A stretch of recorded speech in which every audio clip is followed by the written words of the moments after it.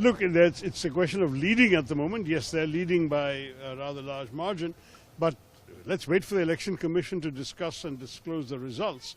I'm sure that the party has a responsibility to study in detail the causes. But remember, we were not the senior partner in the alliance, and that RJD also has to look carefully at its own performance. But I will say that on a matter like this, it's very important that we look at the totality of our performance. You know, elections are about a number of factors. There is, of course, the popular mood. There is the question of organizational strengths and weaknesses. There is the question of the messaging. A lot of issues which will have to be looked at and to see what went right, what went wrong.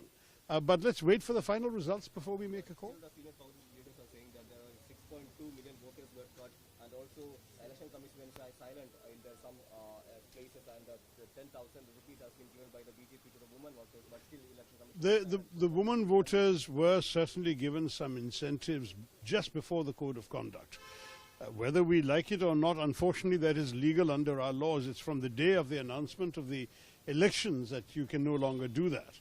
I'm afraid this is not the first time that we have seen state governments doing such things of giving benefits to certain segments of society. So this is not, unfortunately, unusual. I can't say it's a healthy practice. I don't think it's a healthy practice, but we saw something quite similar in Maharashtra as well, and we've seen it in other states in the past. There is a tendency to give some of these rewards just before an election, and we have to look at whether such things are reasonable. At the same time, we can't stop governments from doing their job until the election is the model code of conduct comes into force. So it's not easy to find a simple solution. But anyway, let's analyze the results in detail.